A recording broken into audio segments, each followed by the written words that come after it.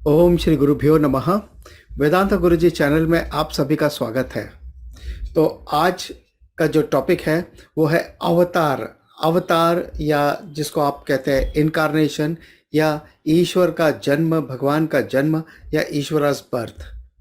तो आज के इस टॉपिक में हम डिस्कस करेंगे कि अवतार क्या है, क्यों होते हैं, कब, कहाँ और कैसे होते हैं। So let's start with today's session. अवतार शब्द संस्कृत के तर धातु से आता है विथ प्रीफिक्स अव। अव विथ तर धातु बिकम्स अवतार। अवतरति इति अवतार, जिसका अर्थ है टू डिसेंड। अब डिसेंड कहाँ से होना है? पारलौकिक से लौकिक, निर्गुण ब्रह्म से सगुण स्वरूप में आना। अब जन्म तो ह्यूमन बीइंग का भी होता है और भगवान का भी होता है, तो ह्यूमन बीइंग के जन्म को हम अवतार क्यों नहीं कह सकते? जो अच्छे ह्यूमन बीइंग है उनको भी तो हम कह सकते कि वो अवतार हैं। तो हम अवतार का शब्द ह्यूमन बीइंग के लिए क्यों यूज नहीं करते हैं? ह्यूमन बीइंग के जन्म में और भगवान के जन्म में फर्क है। भगवान का जन्म इज लाइक एज दो बर्थ है, मगर वो ह्यूमन बीइंग के बर्थ जैसा बर्थ नहीं है। So what is the difference between human birth और अवतार में? तो अवतार में और ह्यूमन बर्थ में क्या डिफरेंस है, चलिए हम उसको देखते हैं। तो मूल रूप से इसमें तीन तरह के भेद हैं। पहला है कारण भेद, यानी द कॉज फॉर दैट अवतार। दूसरा है स्वरूप भेद, यानी उनका जो शरीर है या फॉर्म है वो कैसे आया, वो क्या है। और तीसरा है उद्देश्य भेद, यानी उनका पर्पस क्या है। सो कारण भेद, स्वरूप भेद और तीसरा है उद्देश्य भेद। कॉज क्या है, उनका फॉर्म कैसा है और उनका पर्पस क्या है। Let us analyse deeply. सबसे पहले लेते हैं कारण भेद क्या है। ह्यूमन बीइंग का जो बर्थ है उसका कारण है that is because of ignorance. अज्ञानता की वजह से ह्यूमन बीइंग का बर्थ होता है। अज्ञानता है इसलिए उसमें डूअरशिप है, कर्तृत्व भाव है। कर्तृत्व भाव है इसलिए वो करता है। करता है, कर्म करता है, इसलिए कर्म का फल है। और वो कर्म का फल किस रूप से होता है? पुण्य और पाप के रूप से। So there is a karma, there is a कर्तृत्व भाव, देर इज अ पुण्य एंड पाप कर्मा। अगर अच्छे कर्म किए तो पुण्य कर्म, बुरे कर्म किए तो पाप कर्म फलाए। और जिनकी वजह से ह्यूमन बीइंग इन कर्मों के साइकिल में बंधा हुआ है। सो जब जब ये कर्म करता है, पुण्य पाप होते, फल होता है। अब उसको ये फल भोगना पड़ेगा, चाहे पुण्य है या पाप है। और इस तरह से वो जीवा संसारी बन जाता है। वो इस जन्म मृत्यु के चक्रव्यूह में फंस जाता है and that is why he is bound, he is संसारी। लेकिन ईश्वर का जन्म किसी कर्म की वजह से या कर्म फल की वजह से नहीं है, क्योंकि ईश्वर तो खुद ही कर्म फल दाता है। ईश्वर तो खुद सर्वज्ञ है, सर्वव्यापी है। So he just descend out of compassion. वो स्वयं मुक्त है, असंसारी है। दूसरा है स्वरूप भेद। स्वरूप यानी अब उनका जो फिजिकल फॉर्म आया है, ये जो फिजिकल बॉडी ली है वो कैसे आई है। तो जैसे ह्यूमन बीइंग के अंदर वो पंचीकरणम प्रोसेस से होके गुजरते हैं। पंचीकरणम प्रोसेस में जो आपके सूक्ष्म पंच महाभूत है, पंच महाभूत जो 5 एलिमेंट्स हैं, जो सूक्ष्म रूप से है, वो एक प्रोसेस से होके गुजरते हैं जिसको हम कहते हैं पंचीकरणम प्रोसेस या पंचीकरणम क्रिया। सो उस पंचीकरणम में ये पांचों एलिमेंट का आपस में मिक्सचर होता है और वो ग्रॉसिफिकेशन होता है उस प्रोसेस में। और वो ग्रॉसिफिकेशन के बाद में there is a formation of physical body. तो इस तरह से ह्यूमन बीइंग का जो शरीर आया है वो 5 एलिमेंट्स की मदद से आया है। लेकिन ईश्वर के जन्म में ही doesn't have to go through with the पंचीकरणम प्रोसेस। वो डायरेक्टली माया की मदद से अपना ग्रॉस बॉडी फॉर्म कर सकते हैं यहाँ पे, जैसी उनको ज़रूरत है, जैसा उन्हें चाहिए उस तरह का वो फॉर्म ले सकते हैं। और दूसरी तरफ अगर आप देखें, ह्यूमन बीइंग जो है वो देश काल परिस्थिति से परिच्छिन्न है। यानी वो स्पेस वाइज, टाइम वाइज और कॉजेशन से बाउंड है। लेकिन ईश्वरा इज नॉट बाउंड बाय देश काल वस्तु। वो देश काल वस्तु से अपरिच्छिन्न है। तीसरा, अब उनका उद्देश्य क्या है? मनुष्य के जन्म का उद्देश्य क्या है, पर्पस क्या है, और ईश्वर के जन्म का पर्पस क्या है या अवतार का पर्पस क्या है। सो मनुष्य जीवन का मेन पर्पस है पुण्य पापा क्षयम, यानी अपने जो पुण्य और पाप है, अपने जो कर्म है, उनको डिसॉल्व करना है, उनसे हमें बाहर निकलना है। और ये पुण्य पाप हमें कहाँ से मिले? जो हमारे पास्ट कर्मा है, जो संचित कर्मा है, उसमें जो स्ट्रॉन्ग डिजायर्स हैं, प्रोमिनेंट है, जो मैनिफेस्ट होना चाहती है, प्रारब्ध कर्म के रूप में हम ये जन्म लेते हैं। अब ये प्रारब्ध कर्म डिसाइड करता है कि जीवा का जन्म किस फॉर्म में होगा, मनुष्य के रूप में होगा या पशु के या किसी प्लांट के रूप में हो सकता है। तो ये उनके पास्ट कर्मों में, और जो प्रबल प्रारब्ध है वो डिसाइड करते हैं कि उनका फॉर्म कैसा होगा। लेकिन अवतार में न तो कोई पास्ट कर्मा है, न कोई उनके पुण्य पापा है, तो उनका जन्म और उनका फॉर्म किस हिसाब से डिसाइड होता है? सो वो ईश्वर खुद अपने हिसाब से चयन करते हैं, जैसी रिक्वायरमेंट है। सो जिस उद्देश्य से, जिस पर्पस से उनका अवतार होना है, उस हिसाब से वो अपना रूप धारण कर सकते हैं। And he need not go through with the childhood है, फिर यूथ है, फिर ओल्ड एज है, इस प्रोसेस से भी होके जाने की जरूरत नहीं है। उनको अगर थोड़े देर के लिए अवतरित होना है, वो थोड़ी देर के लिए आएंगे, या पूरा लाइफ स्पैन लेके आना है, जैसे राम अवतार में है, कृष्ण अवतार में है, पूरा लाइफ स्पैन लेके आए हैं, तो या तो वो वैसे भी ला सकते हैं, या एक छोटे से रूप में, एक छोटी सी अवधि के लिए, थोड़े समय के लिए वो आ सकते हैं और अपना काम करके जा सकते हैं। So they come either for the whole life और they come only for a project. एक छोटा प्रोजेक्ट जो भी होता है वो पूरा करने के लिए वो आते हैं, अवतरित होते हैं और अपना काम करके निकल जाते हैं। He need not wait to go through with the womb, और बचपन से फिर बड़े होना है और फिर जब उम्र आएगी और फिर अपना काम करेंगे, ऐसा कुछ भी नहीं है। हाँ, जहाँ जहाँ ऐसी रिक्वायरमेंट है और जहाँ उनको पूरा जन्म, पूरी लाइफ जीनी होती है, वहाँ की बात अलग है। But even then they decide कि वुम में जाना, नहीं जाना, कहाँ जाना, कैसे जाना, वो सब उनके कंट्रोल में होता है, वो किसी और के कंट्रोल में नहीं है। जबकि ह्यूमन बीइंग किसी और के कंट्रोल में है, अपने कर्म की वजह से वो बंधा हुआ है, अपने प्रारब्ध कर्म से वो बंधा हुआ है, और उसके प्रारब्ध कर्म डिसाइड करते हैं कि इस जन्म में उसे कैसा शरीर मिलेगा, मनुष्य का या पशु का या पेड़ पौधे का, मेल या फीमेल, ये आपके प्रारब्ध कर्म ही डिसाइड करते हैं। अवतार का मुख्य उद्देश्य है कि ये सारी सृष्टि जो है, ये सारा क्रिएशन है, वो मेंटेन रहे, उसमें व्यवस्था बनी रहे। जब कभी भी वहां पे इम्बैलेंस होता है, देन अवतार का रोल होता है कि उसको बैलेंस करना है। तो अवतार दो तरह से इस सृष्टि को मेंटेन करते हैं। एक है शस्त्र के रूप से, दूसरा है शास्त्र के रूप में। सो शस्त्र एक डायरेक्ट और ड्रास्टिक प्रोसेस है। यहाँ पे उनका मेन पर्पस है कि किस तरह से अधर्म का विनाश करना है और धर्म को पुनर्स्थापित करना है। फॉर एग्जाम्पल, जब उन्होंने नरसिंह अवतार लिया था, तो नरसिंह का अवतार, नर और सिंह, ये कॉम्बिनेशन जो है, इसका ना तो वो नर है ना वो सिंह है, लेकिन दोनों का कॉम्बिनेशन है।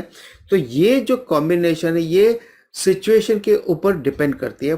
जैसे हिरण्यकशिपु को ये वरदान था कि उसे ना तो कोई नर मार सकता है, न कोई पशु मार सकता है, न वो दिन होगी न रात होगी। तो उस हिसाब से, उसकी कंडीशन के हिसाब से उन्होंने वो फॉर्म एज्यूम किया एंड उन्होंने उसका वध किया। और उसी तरह से रावण का अगर वध करना है तो कोई मनुष्य ही उसका वध कर सकता है, और वो खुद इतना प्रभावशाली है, इतना शक्तिशाली है कि कोई मनुष्य उसकी बराबरी कर ही नहीं सकता। तो फिर भगवान को राम के रूप में, मनुष्य के रूप में जन्म लेकर आना पड़ा उसका वध करने के लिए। सो किस रूप में कैसा अवतार होगा, ये परिस्थिति के हिसाब से डिसाइड करता है। तो यहाँ पे उन्होंने शस्त्र का उपयोग किया टू प्रोटेक्ट द ह्यूमैनिटी। दूसरी तरफ है शास्त्र। शास्त्र द्वारा वो ह्यूमैनिटी को एजुकेट करते हैं और वो धर्म को स्थापित करते हैं बाय देयर टीचिंग। तो जिस तरह से राम अवतार में he was living the life of a dharma, so by living itself is an example for all of us to learn। और कृष्ण अवतार में उन्होंने भगवत गीता को जो ज्ञान दिया, तो वो मोक्ष शास्त्र भी है और योग शास्त्र भी है। तो दोनों हमें सिद्धियां कैसे हासिल हो, सो जीवन में जीते हुए भी हमें सक्सेस मिले और उसके अलावा हमें मोक्ष जो हमारा अल्टीमेट गोल है वो सक्सेस भी हमें हासिल हो। तो ये हमें सिखाती है भगवत गीता। सो अगर आपको लाइफस्टाइल फॉलो करनी है, सो लॉर्ड रामा की लाइफस्टाइल को फॉलो करें। अगर आपको फिलॉसफी पढ़नी है तो भगवत गीता पढ़ें। सो दोनों का combination is the best combination.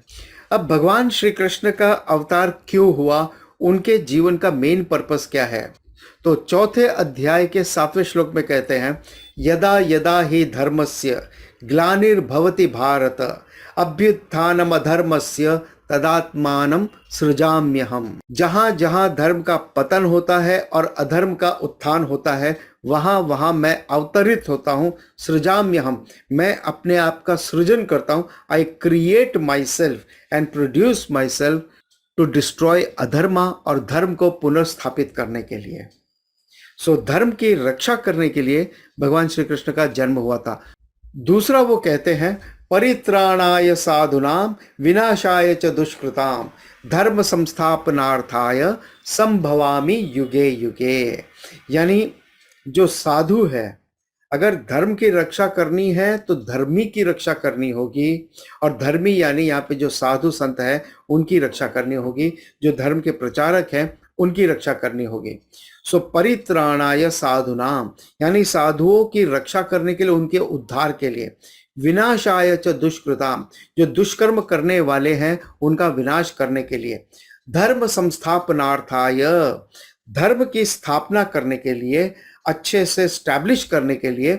संभवामि युगे युगे, I produce myself again and again in different yugas.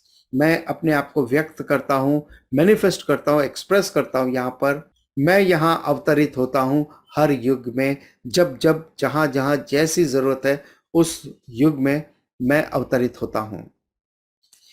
सो यहाँ पे उनका अवतार किसी और से बाधित नहीं है, मगर जो हमारी प्रेयर्स हैं उन्हीं की वजह से वो अवतरित होते हैं। और जहाँ जहाँ इम्बैलेंस होता है धर्म और अधर्म के बीच में, तब उनको आना पड़ता है। तो भगवान श्री कृष्ण के अवतार का मेन पर्पस था धर्म की स्थापना करना, और धर्म की स्थापना के लिए धर्मी को प्रोटेक्ट करना और अधर्मी का विनाश करना, अधर्म का विनाश करना और धर्म को पुनर्स्थापित करना। ये उनका मुख्य उद्देश्य था भगवान श्री कृष्ण के अवतार में। अब एक सवाल बड़ा कॉमन सा आता है कि हम 10 अवतार के बारे में जानते हैं, और ये पूरे युग में सतयुग से लेके कलयुग तक में ये 10 अवतार के बारे में हमने सुना है, हमने जाना है। तो क्या अवतार केवल 10 ही होते हैं, या उससे कम, या उससे ज्यादा होते हैं? अवतार 10 तक सीमित नहीं है। ये 10 का अपना एक रोल है, वो हम फिर किसी और वीडियो में डिस्कस करेंगे। लेकिन हर परिस्थिति में जब भी मानवता की रक्षा करने के लिए उन्हें अवतरित होना पड़ता है, तो वो अवतरित हो सकते हैं। फॉर एग्जाम्पल, अमृत मंथन के बाद में जब अमृत का बंटवारा होना था और असुरों के बीच में अमृत नहीं जाना था, उसको रोकने के लिए भगवान को मोहिनी के रूप में अवतरित होना पड़ा था। वो एक छोटा सा काम था, छोटा सा काम करके वो निकल गए वहां से। उसी तरह से नरसिंह अवतार में वो आए, अपना एक छोटा सा रोल था, उन्होंने रोल प्ले किया और निकल गए। लेकिन राम अवतार और कृष्ण अवतार में उनका उद्देश्य बड़ा था, और इसलिए उन्हें पूरे जीवन का अवतार लेना पड़ा। अगर ये अवतार नहीं होते तो हमारा सारा कल्चर ही डिस्ट्रॉय हो गया होता। क्योंकि अगर आप देखो, हमारे सारे डांस हैं, पेंटिंग्स हैं, फेस्टिवल्स हैं, वो सब इन अवतार के ऊपर ही डिपेंड करते हैं, देवी देवताओं के ऊपर ही डिपेंड करते हैं। इनफैक्ट भारत की आधे से ज़्यादा छुट्टियां बंद हो जाएगी अगर अवतार नहीं होते तो। एनीवे, जोक्स अपार्ट, ये हमें कैसे पता चलेगा कि वो अवतार है या वो अवतार नहीं है? ये हमें सिर्फ और सिर्फ शास्त्रों से ही पता चल सकता है। There is no other way, क्योंकि आप कभी अवतार को पहचान नहीं पाओगे। कुछ लोग ऐसा समझते हैं कि जिनके पास सिद्धि पावर है वो अवतार है, मगर सिद्धि पावर डजंट डिसाइड अवतार। क्योंकि रावण के पास भी सिद्धि थी और भी असुरों के पास में सिद्धियां थी, तो दैट डजंट डिसाइड अवतार। कुछ लोग ऐसा समझते हैं कि जिनके लिमिटेशन से वो अवतार नहीं हो सकते। ऐसा कुछ नहीं। राम और कृष्ण के रूप में उनकी अपनी लिमिटेशंस थी, वो अपने रोल में बंधे हुए थे, बट दैट डजंट डिसाइड कि वो अवतार नहीं है। सो ना तो सिद्धि पावर डिसाइड्स कि वो अवतार है या नहीं है, ना उनके लिमिटेशन डिसाइड कर सकते, ना ही उनके कॉन्डक्ट डिसाइड कर सकते कि उनका कॉन्डक्ट कैसा है, उस हिसाब से वो डिसाइड हो कि वो अवतार है या नहीं है। क्योंकि राम अवतार के रूप में उनका कॉन्डक्ट बिल्कुल अलग था और कृष्ण के रूप में उनका कॉन्डक्ट बिल्कुल अलग है। सो राम अवतार में एक पत्नी व्रता है वो, और कृष्ण में 108 गोपियां हैं, उनके साथ वो रासलीला कर रहे हैं और 16,000 के साथ में उनकी शादियां हो गई हैं। तो यहाँ दोनों की लाइफस्टाइल, दोनों का कॉन्डक्ट बिल्कुल अलग है। अगर श्री राम को आप देखो वो सीधे खड़े होते हैं, लेकिन श्री कृष्ण को देखो त्रिभंग हैं, वो टेढ़े मेढ़े हैं। सो दोनों की लाइफस्टाइल बिल्कुल अलग है। एक की लाइफ बिल्कुल सीधी और सरल है, दूसरी की लाइफ बिल्कुल कॉम्प्लिकेटेड है। सो दोनों का कॉन्डक्ट बिल्कुल अलग है। सो ना तो सिद्धि पावर से आप डिसाइड कर सकते हो, ना उनकी लिमिटेशन से आप डिसाइड कर सकते हो, ना ही उनके कॉन्डक्ट से आप डिसाइड कर सकते हो कि वो अवतार हैं या नहीं हैं। और it really doesn't matter for you कि अवतार है या नहीं है। भगवत गीता का नॉलेज आपके लिए यूजफुल है, so gain it. Where is the problem? So अवतार का होना नहीं होना, मानना नहीं मानने से आपके मोक्ष के ऊपर कोई फर्क नहीं पड़ने वाला, आपके नॉलेज के रिसीव करने में कोई फर्क नहीं पड़ने वाला है। So don't worry about it. आपको मानना है तो मानो, नहीं मानना है तो ना मानो, but these are avatar and this is the reason for avatar. सो इसी के साथ ये सेशन हम यहीं पे कंक्लूड करते हैं। और अगर ये वीडियो आपको पसंद आता है तो आप इसे लाइक करें, दूसरों के साथ शेयर करें। और अब तक अगर आपने हमारा वेदांता का कोर्स ज्वाइन नहीं किया तो आप उसे ज्वाइन कर सकते हैं। नीचे गूगल फॉर्म का लिंक दिया, आप उसे भर दें। So we have recently started 2 text जिसको आप पढ़ सकते हैं हमारे साथ में, और उसके बाद हम शुरू करेंगे Bhagavad Gita. So you can join now and you can understand Bhagavad Gita better. ओम तत्सत।